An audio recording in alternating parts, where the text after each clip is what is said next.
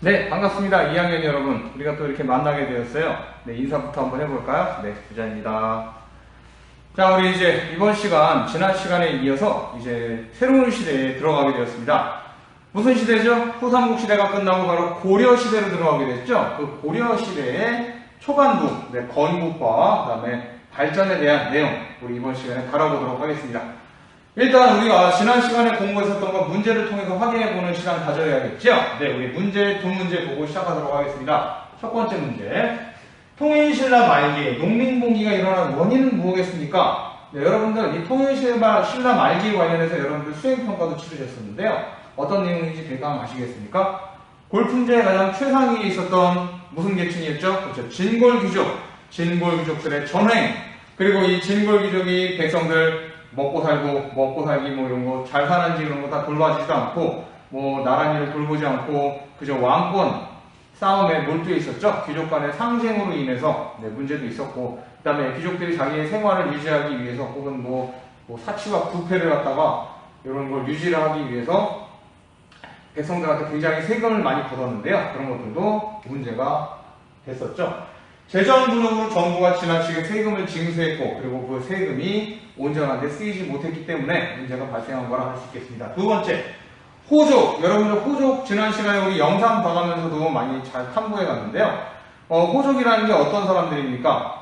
뭐 전통적으로 뭐 강자였습니까? 아니죠. 이 사람들이 중앙 세력이 아니라 지방에서 행색계나 하는 사람들인 경우도 있었고 혹은 갑자기 떠오른 그런 세력인 경우도 있었죠. 어떤 세력이 있었죠? 한번 알아볼까요? 촌주. 그렇습니다. 촌주. 원래 그 지역의 토호였는데 원래 전통적 지배자였는데 신라 말기에 혼란을 틈타서 더욱더 권력이 강화된 촌주가 있었고요. 두 번째, 중앙에서 내려온 세력이 있었습니다. 예를 들면 뭐 진골 귀족 출신일 수도 있겠고 그렇지 않은 그런 경우도 있겠지만 신라에서 어느 지역에 발령을 받아서 내려와서 그 지역에서 자기 세력을 강화해 나간 그런 경우도 있었고요. 그 다음에 해상 세력. 네, 뭐 견훤처럼 이 해상에 있는 세력을 모아가지고 자기가 우두머리가 되는 경우도 있었고 뭐 견훤 같은 경우는 해상이라기보다는 군진 세력에 좀 더 가까운 그런 그 호족이 되겠죠. 네, 군진 세력 되겠습니다. 해상 세력이라고 하면 왕건 정도가 좀 더 어울리겠군요. 해상 무역이나 이런 걸 통해서 재화를 많이 축적한 그런 경우죠. 아까 얘기한 견훤 같은 경우에는 군진 세력에 좀 더 어울린다 하겠습니다. 자, 이번 시간에는 고려의 건국과 후삼국의 통일에 대해서 우리가 알아보고자 합니다. 고려의 건국과 후삼국의 통일. 단어명은 적고 가야 하는 게 예의겠죠? 네.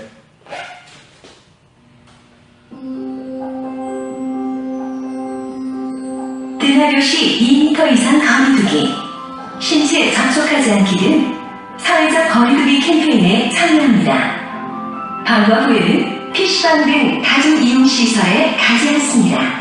곧바로 집으로 가고 집에 도착하면 반드시 손을 씻도록 합니다. 올바른 손 씻기와 기침 예절은 감염병을 예방할 수 있습니다. 네, 때마침 탄소할 때쯤 이렇게 방송이 나오는군요. 아, 선생님 이 방송 좀 안 들었으면 좋겠어요. 정말 중간중간 수업 흐름을 끊어먹는 것도 뭐 물론이고 이런 방송이 나온다는 것 자체가 아직 코로나가 창궐해 있는 그런 상황이라는 걸 알려주는 그런 방증이 아니겠습니까? 하루빨리 코로나가 해소가 되어서 이런 방송도 좀 안 듣는 날이 왔으면 하는 게 선생님의 자그마한 바람입니다. 여러분도 그렇게 생각하시죠? 자, 우리 오늘 고려의 건국과 후삼국을 통해 목표를 알아보도록 하겠습니다. 목표는 두 가지가 되겠습니다. 첫 번째는요, 고려의 건국과 후삼국 통일의 의의를 말할 수 있다. 이게 목표가 되겠습니다.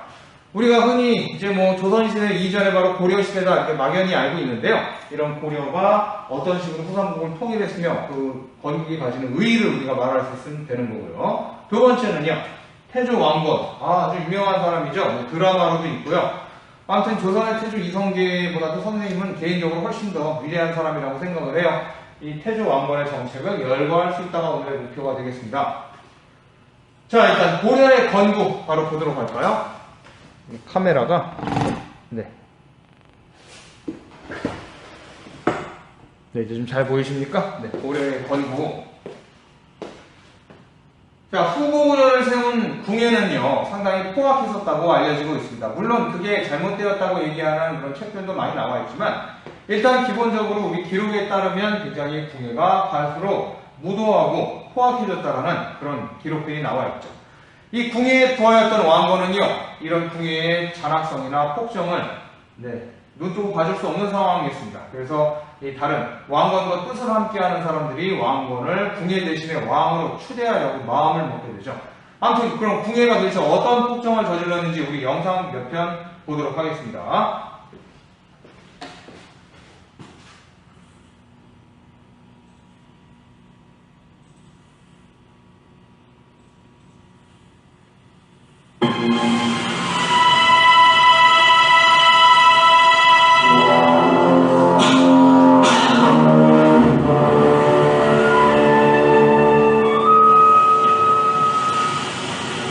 누구인가?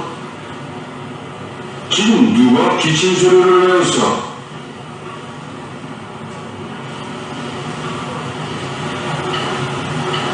누가 기침 소리를 내는 거 아니야? 신용이다, 돼야. 아무도 딱하구나.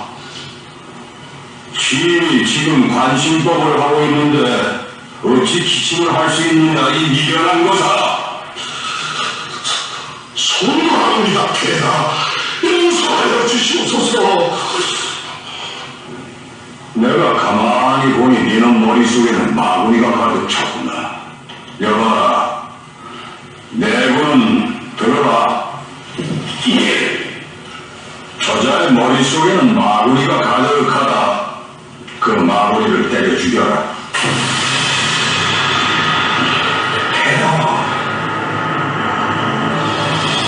연구자는 뭘 하는가? 저자를 쳐라.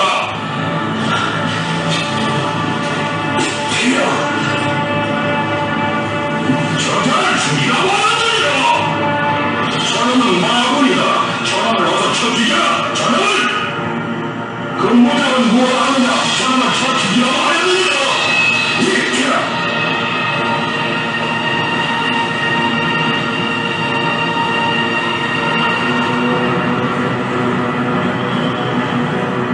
무엇인가? 살려주시옵소서. 살려주시옵소서. 배야, 살려주시옵소서.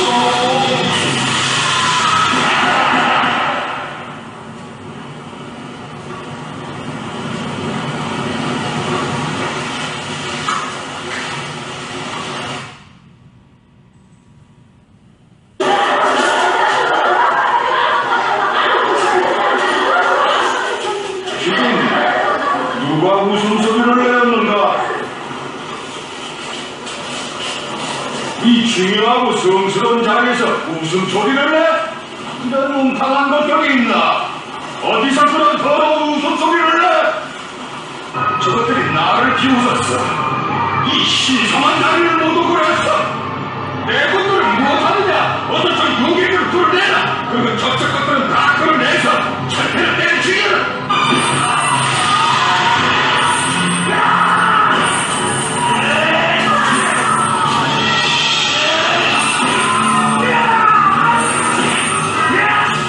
국가의 만년 대업을 위해서 준비 중인 우리 군대야.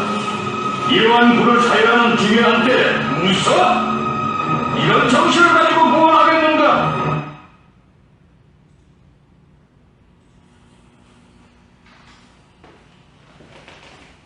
네, 잘 보셨습니까?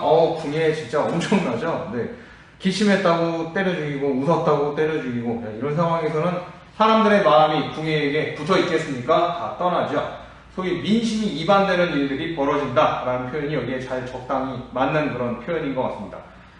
물론 이제 정말 궁예가 이렇게 잔인했는가에 대해서는 많은 이견들이 있습니다. 왕건을, 나중에 최고의 승자가 되는 왕건을 좀 더 돋보이게 하기 위해 그의 전임자인 궁예가 잔악무도했다라는 점을 좀 부각시켜서 좀 과장되게 이야기한 게 아닌가라는, 기록한 게 아닌가라는 그런 이야기도 있고요. 아니다, 정말 이런 인간이었다라고 얘기하는 그런 견해도 있고 학자들도 있습니다만, 아무튼 하여간 궁예가 이렇게 폭정을 통해가지고 민심을 잃었던 것만큼은 좀 사실이었던 것 같아요. 근데 그렇다고 해서 모든 백성들이 궁예를 싫어했다는 것은 또 아니었던 것 같기도 하고, 아무튼 많은 연구가 필요한 대목이 되겠습니다. 아무튼 교과서와 학습지 내용대로 한번 진행을 해볼게요. 오늘의 학습지는 여러분들 몇 번입니까? 여기 보니까 넘버 13번. 네, 벌써 13번 학습지가 되었다는 겁니다.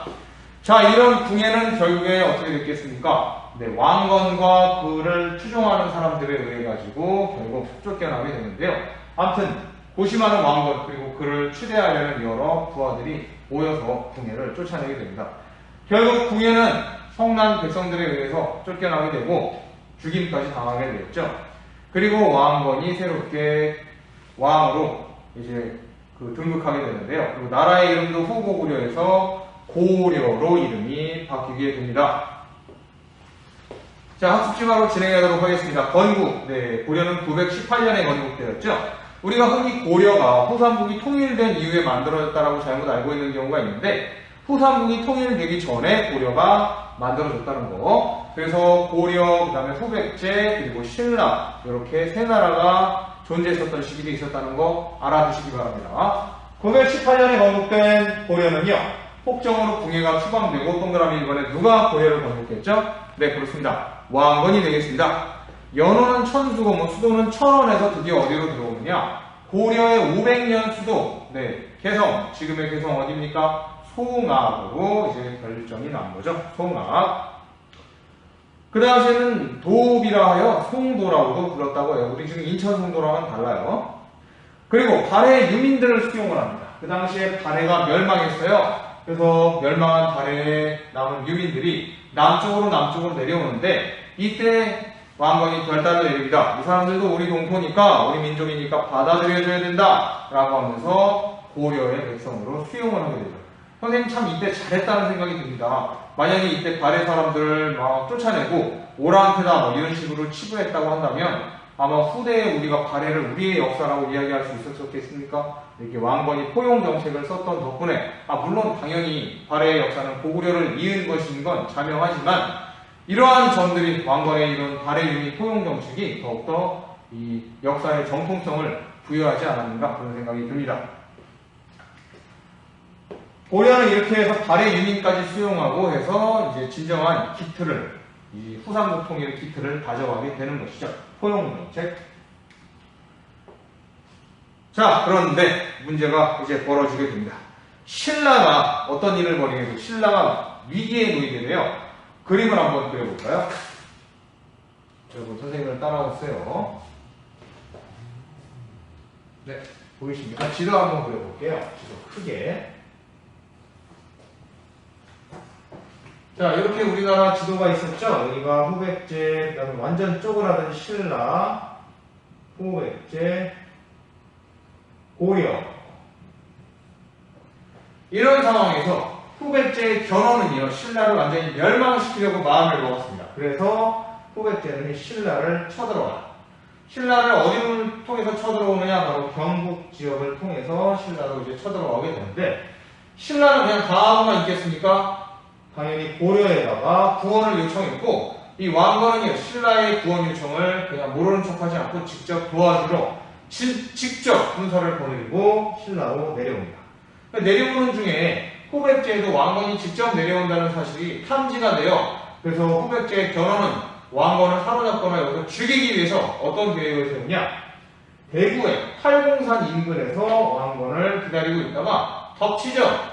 그래서 이 전투에서 결국 왕건이 죽었느냐? 그건 아니었습니다. 이 전투에서 후백제군은 대승을 거두게 되지만 왕건은요 겨우 몸을 빼서 달아나게 됩니다. 대신에 왕건을 지키려는 많은 장수들, 신순경 그리고 김락 같은 장군들이 왕건을 대신해서 죽임을 당하게 되죠. 근데 아무튼 하여간 이렇게 왕건은 친신라 정책을 폈어요. 신라를 굉장히 좀 우대해주고 많이 도와주려는 그런 마음을 가지고 신라를 많이 도와주는 정책을 펴니다. 자기가 직접 도와주러 갔다 죽을 뻔했으니 나중에 신라 사람들이 얼마나 또 고마워했겠습니까? 이 사실만으로도 말이죠. 나중에 왕건이 신라의 수도인 경주에 왔을 때 신라 사람들은요 그 당시에 왕인 경순왕보다, 그러니까 신라의 마지막 왕이죠. 그 경순왕보다도 자기네 나라 왕보다도 남이 나라 왕인 왕건한테 더 환호를 했다고 해요. 그래서 경순왕도 이런 광경을 보고 이제 우리 신라도 이제 글렀구나라는 걸 느끼게 되었다고 합니다. 그 결과 경순왕은요, 안 되겠다. 이제 대세는 고려구나. 이제 고려에 신라가 항복을 하고 나라를 넘겨야겠다라는 결심을 하게 됩니다.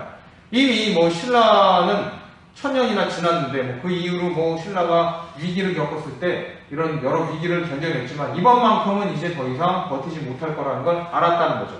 이거는 뭐 외국에 의해서 멸망당하는 정도의 그런 위기가 아니라 아예 신라의 백성들의 마음이 돌아서고 있는 상황이었어요. 이걸 또 개혁을 해낼 그런 아이디어나 이런 전혀 동력이 없었기 때문에 결국 경순왕은요, 자기의 무자람을 깨닫고 결국 고려의 나라를 넘기기로 마음을 먹어요. 그때 경순왕의 아들인 태자, 우리가 흔히 마의 태자라고 불리는데 그 마의 태자가 경순왕을 끝까지 설득하지만 결국 고집을 꺾을 수 없었어요. 결국 그 경순왕의 아들인 마의 태자는요, 그냥 왕실을 떠나서 이 신라를 떠나가지고 결국 여러 뭐 산과 절을 전전해졌다고 합니다. 아무튼 이런 걸 뭐 계속 이런 상황에도 불구하고 이런 신라의 멸망은 가속화되어 결국 신라는 935년에 완전히 고려에 항복을 하게 되어 신라라는 나라는 이제 역사 속으로 사라지게 되었죠.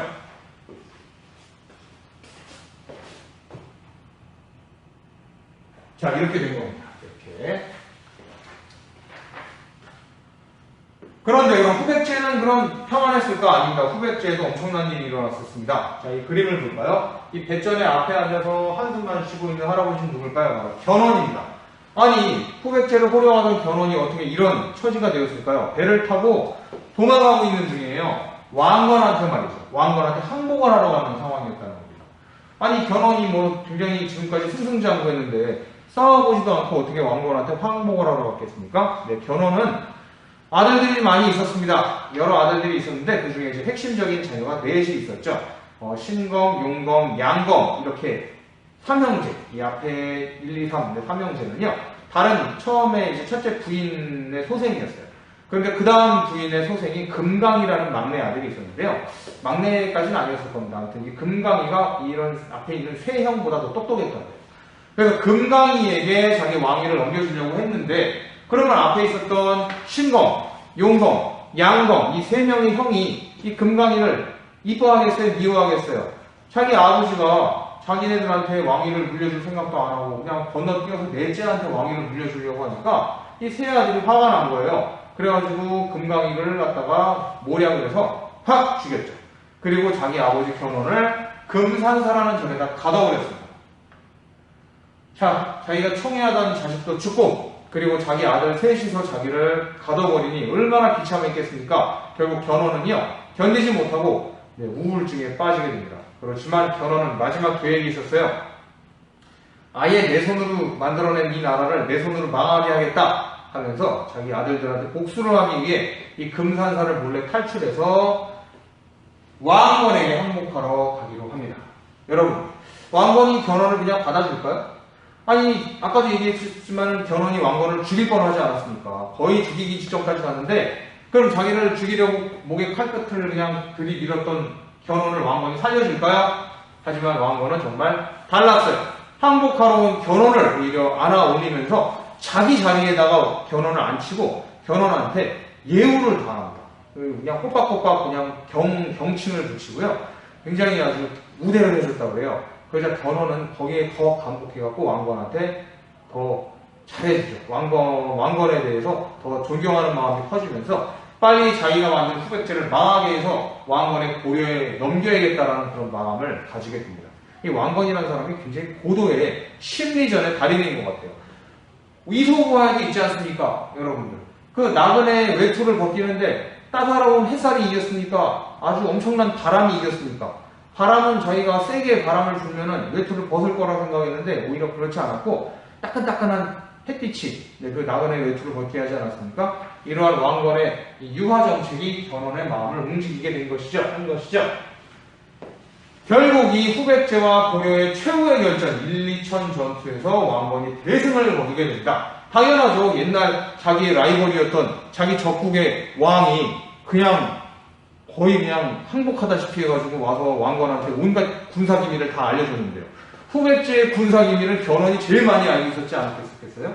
그러니까 당연히 왕건이 이길 수밖에 없었죠. 민심은 그 당시 왕건의 편이었다는 거죠. 자기 처천지 원수였던 견훤을 마치 자기 형님처럼 받아줬는데 그 그 주변에 있는 호족들은 어느 누구가 왕건을 따르지 않는 사람이 있겠습니까? 다 따랐어요. 결국에는 왕건이 최종 승리자가 되고 결국 이 견훤의 아들들은 다 꽁꽁 묶여가지고 끌려 나오게 됐습니다. 그리고 후백제는 멸망하게 되었죠. 이렇게 하여 드디어 고려가 후삼국을 통일하게 됩니다. 후백제가 멸망하는 936년이 바로 후삼국이 통일되고 고려가 진정한 의미의 민족 통일을 이루는 그 해가 되었죠. 네. 보셨습니까? 자, 그럼 영상 한 편 보겠습니다. 고려의 형성에 관련된 영상이요.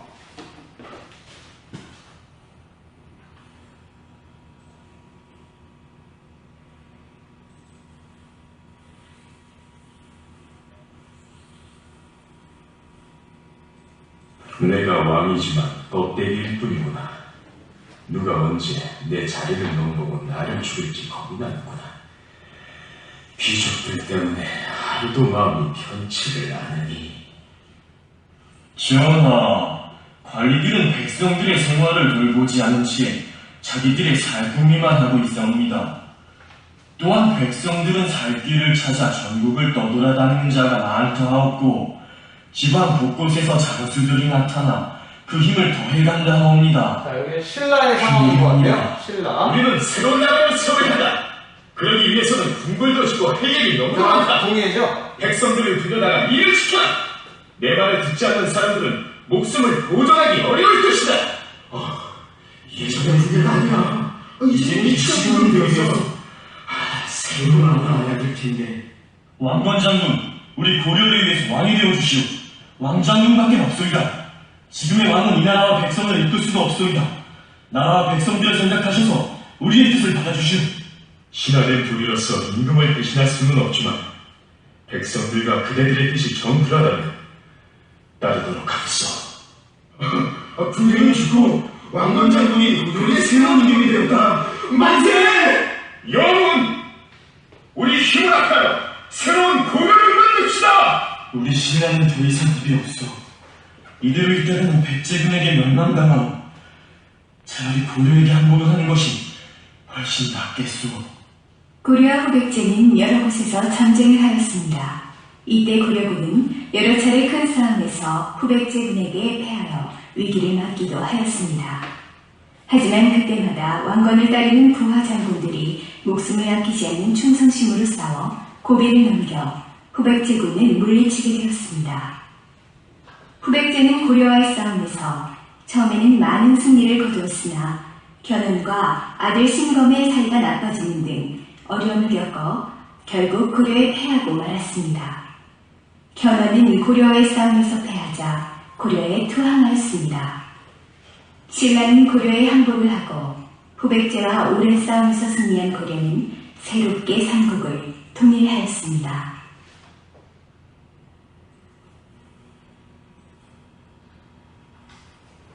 네, 잘 보셨습니다. 계속 또 진도 나가볼까요?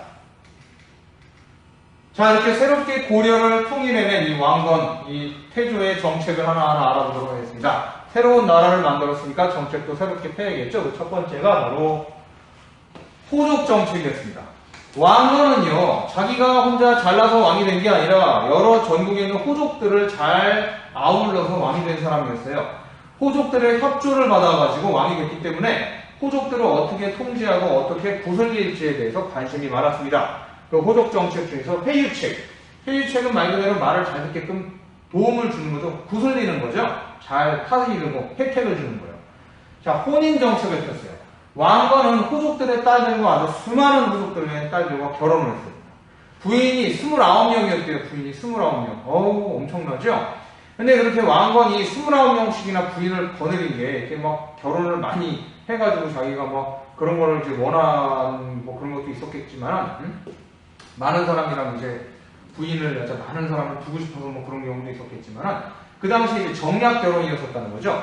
그 어느 특정 호족들과 혼인 관계를 맺게 되면 그 호족들과의 사이가 어떻겠어요? 좋아하시겠죠? 혈연 관계로 맺어지는 거니까요.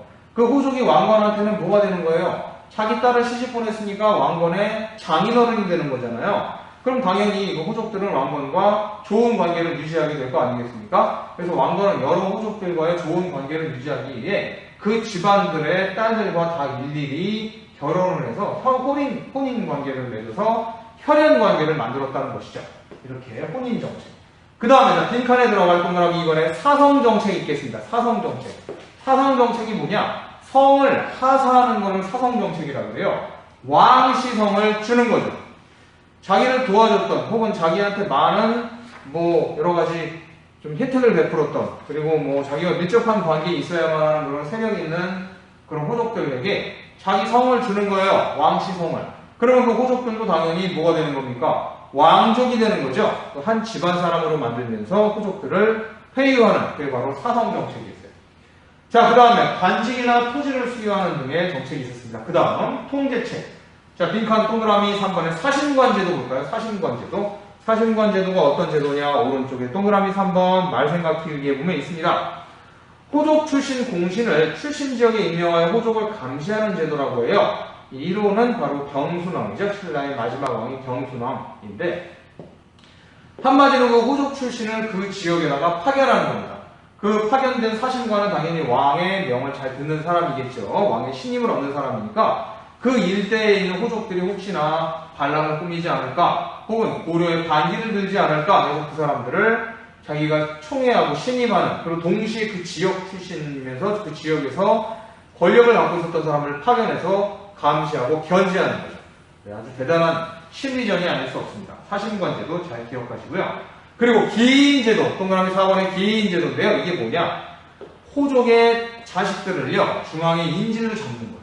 뭔가 지방에 세력이 있는 그런 호족이 있다. 그럼 그의 아들이나 조카나 이런 사람들과 친족들을 중앙에 데려다 놓고 물론 감옥에 가두는 게 아니라 대접을 잘 해줍니다. 우리가 무슨 관직을 약간 내려준다거나 하는 식으로 그런 식으로 중앙에 데리고 있으면 자기 자녀들이나 아니면 자기 조카라든가 자기 친족들이 자기가 반란을 일으키면 지방에서 반란을 일으키면 중앙에 거의 인질식으로 가 있는 그런 자녀들이나 그런 친척들이 위험하지 않겠습니까? 그럼 감히 그런 반란을 꿈을 못 꾸겠죠. 그런 제도가 바로 안전장치인 기인제도였다.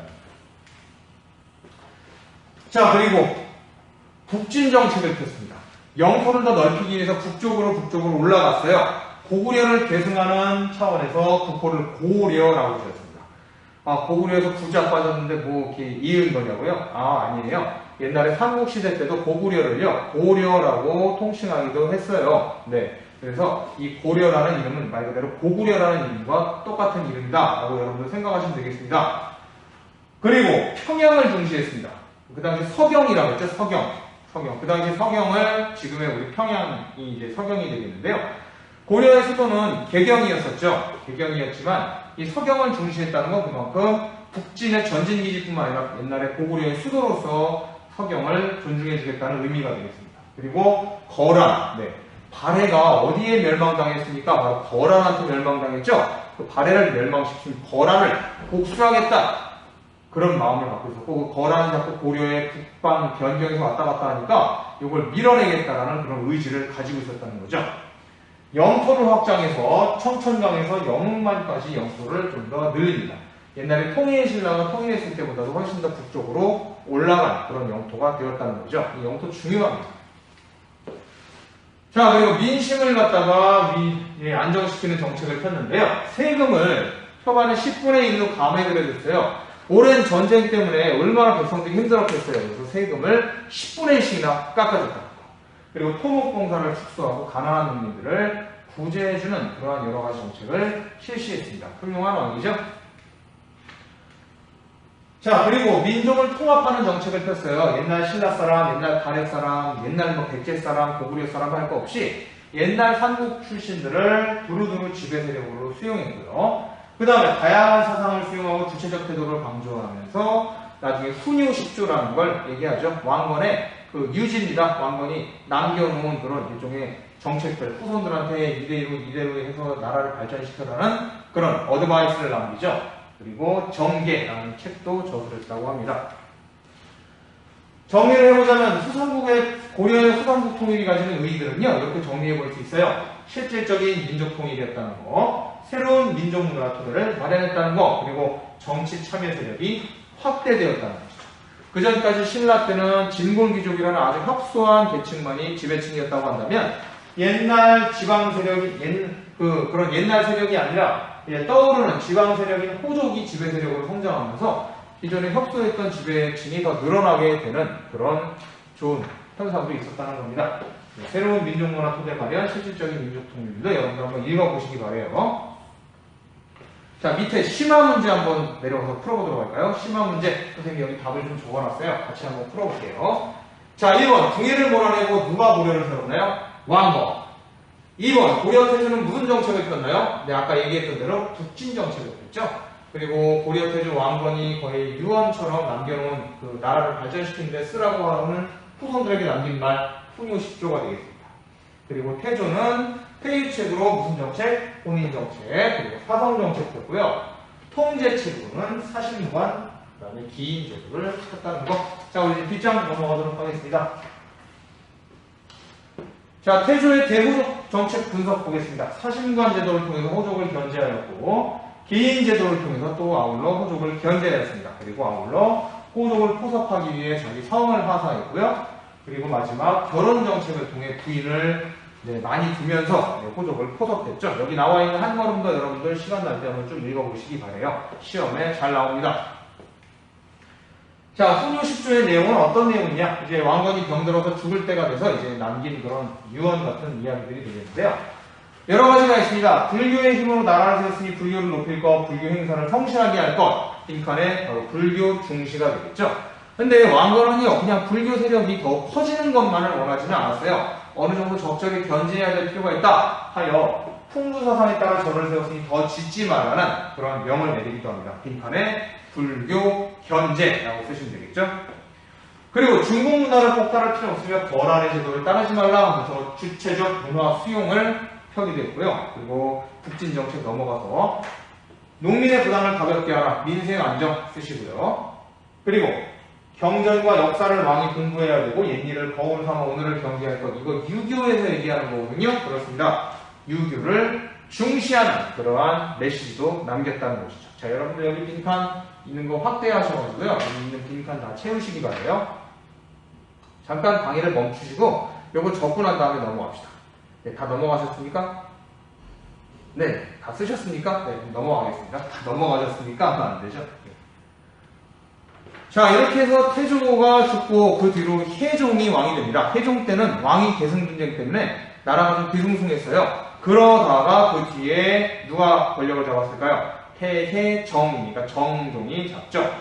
정종이 왕권을 잡고 야심차게 이제 정책을 추진하려고 하는 상황에서 정종이 죽고 그의 동생인 광종이 나라를 이어받게 되는데요. 이 고려시대 광종은요, 우리가 흔히 잘 알고 있는 조선시대 태종, 이방원하고 굉장히 비슷한 캐릭터가 되겠습니다. 이 광종이 대단히 많은 정책을 펴거든요. 그 광종의 정책은 두 번째 장에서 만나볼게요. 자, 여기 두 번째 장입니다. 두 번째 장 보겠습니다. 왕권을 강화한 광종 보겠습니다. 아니, 웬 이렇게 되게 좀 옷이 막 되게 허름하다 못해 되게 막 때구정이 묻은 그런 사람들이 나왔고 어디 관청에서 뭘 듣고 되게 좋아하네요. 무슨 종이를 받고 좋아하는데, 자, 이게 바로 광종의 첫 번째 업적인 노비안건법이 되겠습니다. 자, 우리 빈칸에 동그라미 5번에 노비안건법 써봅시다. 노비안건법. 노비를 해방시킨 굉장히 중요한 그런 광종의 제도가 되겠습니다. 광종은 그럼 노비를 왜 해방시켰을까? 네, 요거 들어가기 전에 우리 광종의 업적들, 광종의 정책 대강 한번 보고 나서 선생님 설명해 드릴게요. 만화 한 편 볼까요?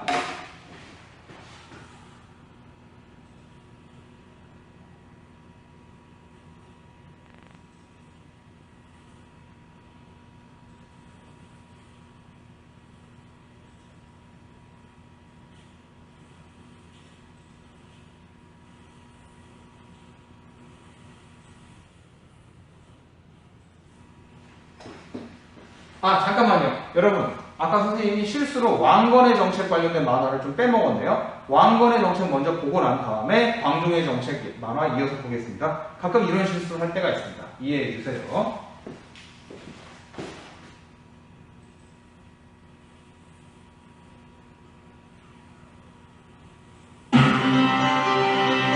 왕건의 정책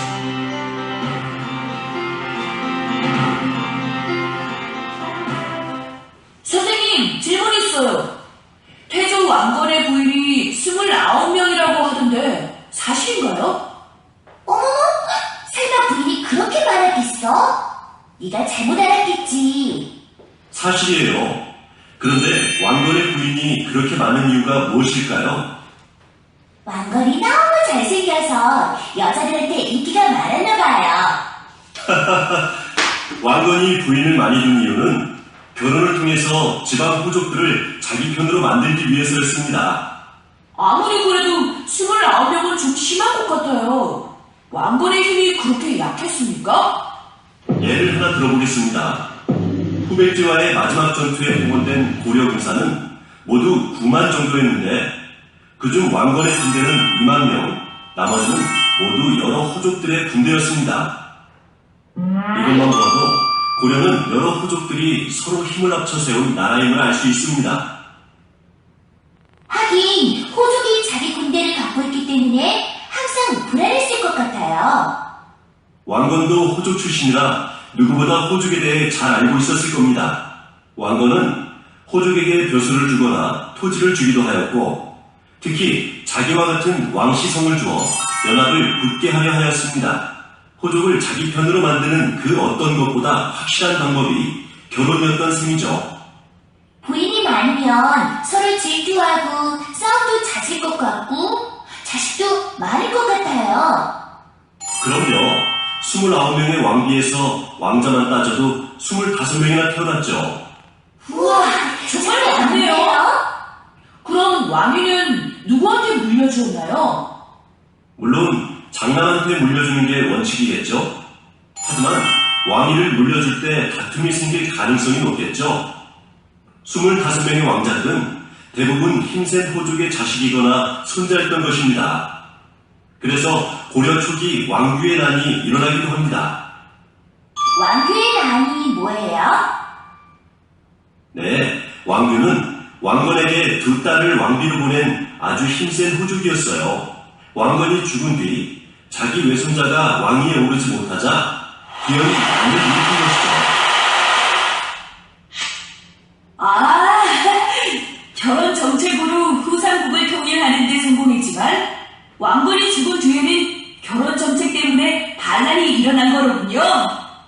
이야, 경남이가 정말 정리를 잘했네요.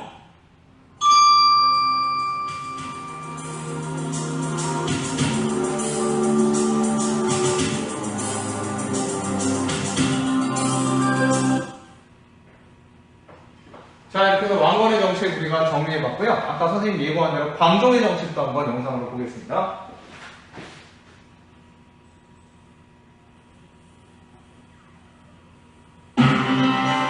광종의 개혁.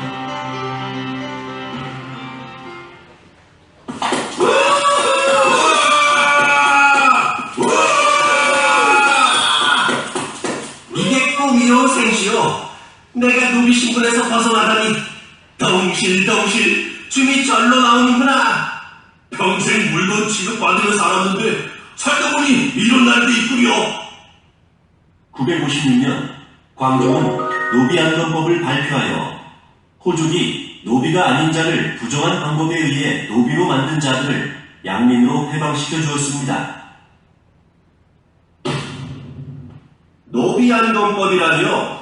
도대체 그게 무슨 법이랍니까? 우리가 불법으로 가진 노비들을 양민 신분으로 되돌리라는 법이랍니다. 아니, 노비는 우리 호족의 중요한 재산이자 군사들인데 노비를 풀어주라니요? 이게 말이나 됩니까?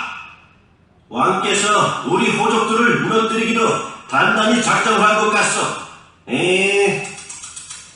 이를 어찌한다? 어쩌기는요, 당연히 반대해야지요. 맞습니다.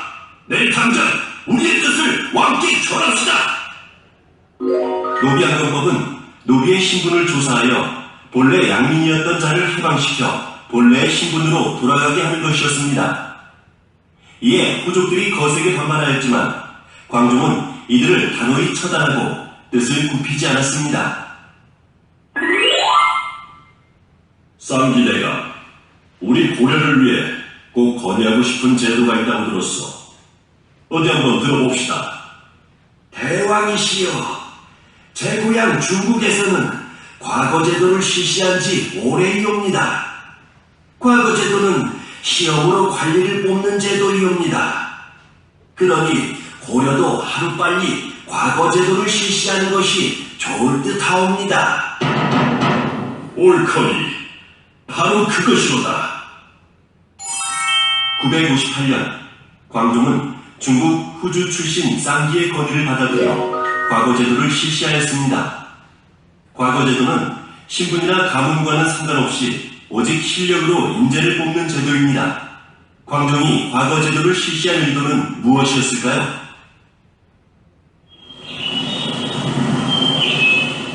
난 이번 과거에 합격한 사람이요. 우리 집안이 그리 좋은 편이 아니라서 벼슬길은 아예 포기했었는데 이렇게 기회를 주고 나를 뽑아준 임금을 위해 충성을 다할 생각이요. 가문이 아니라 실력이라. 우리 같은 양민도 과거에 합격하면 관리가 될 수 있겠군요. 그럼 난 뭐야? 아버지 덕분으로 벼슬길에 나가볼까 했는데 이제 나도 과거 시험 봐야 하는 거야? 태조 왕건이 죽은 뒤 호족들은 왕위를 위협할 만큼 힘이 커졌습니다. 이런 상황에서 왕위에 오른 광종은 어떻게 하면 호족의 힘을 약화시키고 왕권을 안정시킬 것인가를 고민하지 않을 수 없었습니다.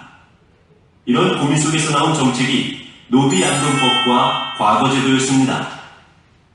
결국 이 두 제도는 광종이 호족 세력을 억누르고 왕권을 강화하기 위해 실시한 대표적인 정책이라고 할 수 있습니다.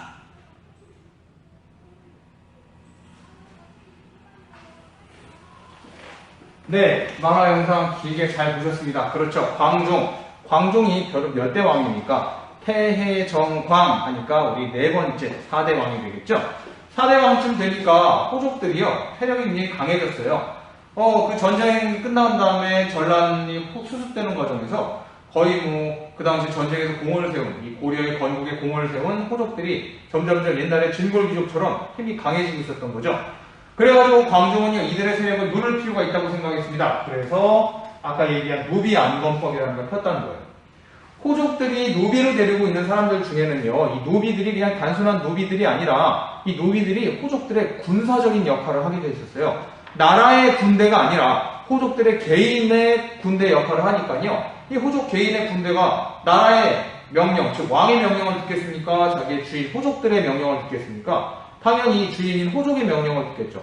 그러니까 그 호족들에게 힘을 뺄 필요가 있었다는 겁니다. 그들이 군대처럼 거느리고 있었던 이 노비들을 나라에서 빼앗아야죠. 근데 그렇다고 해서 그냥 빼앗을 수는 없으니까 어떻게 했느냐? 제도적으로 손을 본 겁니다. 노비들 중에 원래 노비도 있겠지만 그렇지 않은 사람들, 원래 평민이었는데, 원래 평범한 사람들이었는데 생활이 어려워서 그 세력가의 노비가 된 사람들, 네, 그런 사람들이 있겠고, 전쟁 중에 정말 어디 먹고 살 데가 없어서 의지하는, 자기가 어쩔 수 없이 호족들에게 의지했었던 그런 사람들이 있지 않았겠습니까? 그래서 법적으로 다 따져가지고 노비가 원래 아니었던 사람들을 다 해방을 시켜준 거죠. 그렇게 해서 호족들의 길을 꺾어낸 겁니다. 호족들의 군사적 기반을 약화시켰어요. 그 다음에 나라에도 이게 좋아요. 왜 그러냐? 여러분, 노비 있잖아요. 노비가 세금 낼까요? 안 낼까요? 노비는 세금 안 냅니다. 노비는 개인한테 소유되어 있는 노비라면 세금을 따로 내지 않아요. 자기 주인한테 그냥 봉사할 따름인 거죠. 그러니까 노비는 세금도 안 내고, 그 다음에 나중에 과거 시험 얘기 나오겠지만 과거 시험에도 응시할 수 없었다는 거예요. 그러다 보니까 나라로서는 굉장한 손해였다는 거죠.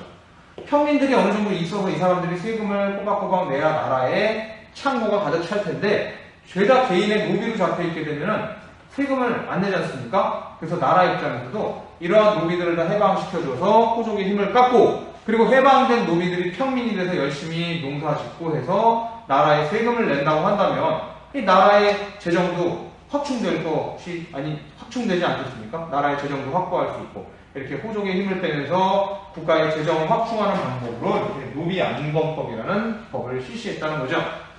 왕이나 왕권 강화랑 그 다음에 국가 안정에는 당연히 좋고, 호족들은 상당히 불만이 많았겠죠. 근데 어쩌겠습니까? 광종이 이렇게 세게 밀어붙이는데 말이죠.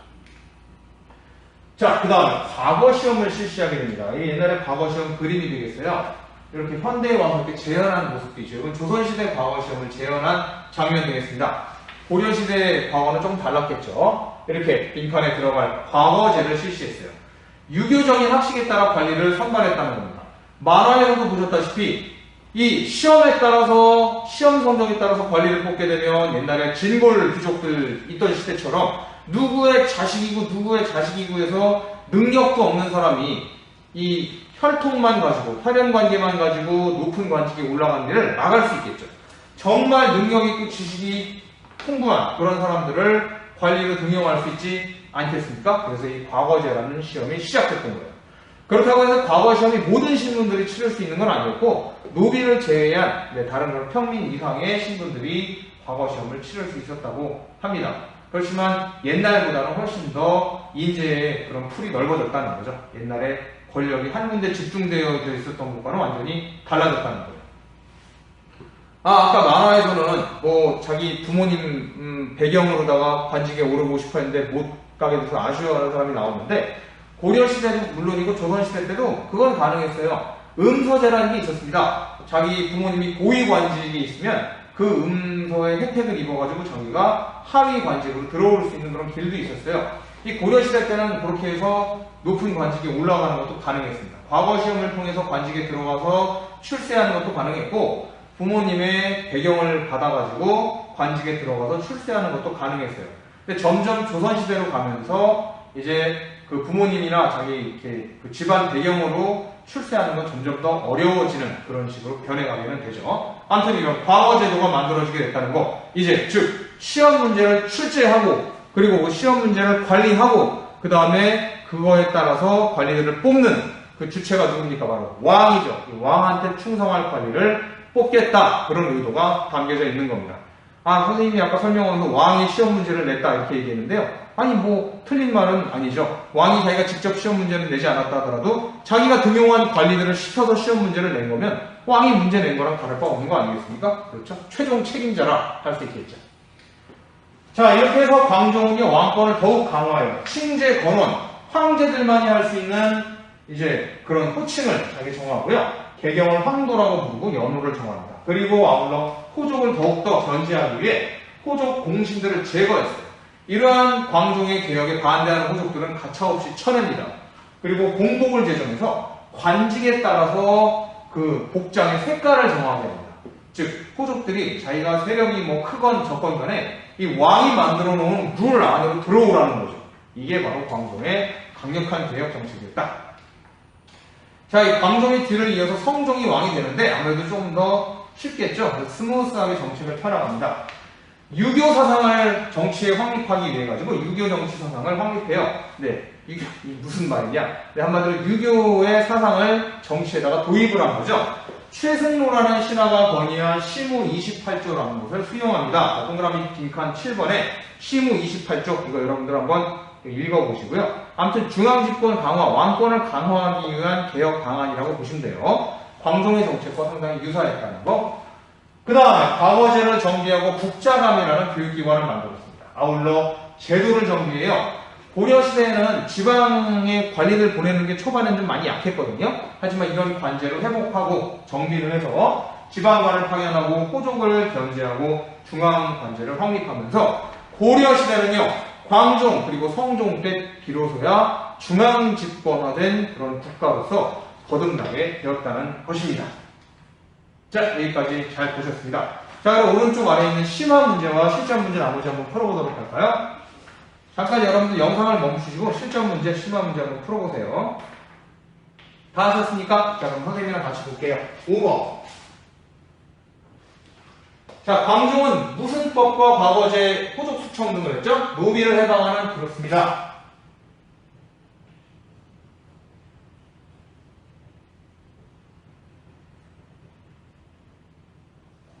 노비 안건법을 실시했죠. 자, 이제 6번 볼게요. 성종은 최승로라는 신하가 건의한 무슨 몇 조죠? 네, 시무 28조를 실시했죠.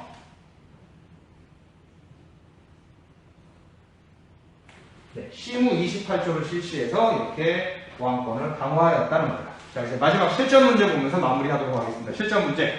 다음 정책으로 인한 직접적 결과를 보기 위해서 있는 대로 고른 것은 원래 노비가 아닌데 강제로 노비가 된 자를 파악하 이전의 상태로 돌아가게 했다. 이게 바로 노비하는 문법의 내용 아니겠습니까? 왜 이런 거였습니까? 자, 기역, 니은, 디귿, 리을 중에서 바로 국가재정 확보, 기역 들어가겠죠? 그 다음에 호족의 경제기반 약화. 그렇습니다. 호족의 그런 군사적, 경제적 기반인 노비를 해방시켜버리면 호족이 약화될 거 아니겠어요? 당연히 기역과 니은. 답은 1번 되겠죠? 자, 이렇게 해서 오늘 수업을 다 마쳤습니다. 네, 여러분들 정말 고생 많으셨고요. 다음 시간에 공부할 거 알려드리고 마무리하도록 하겠습니다. 다음 시간에는 요거 배울 거예요. 요거. 자, 귀족사회의 형성과 대외관계에 대해서 공부해 보도록 하겠습니다. 여러분 정말 고생 많으셨습니다. 다음 시간에 만나요. 안녕.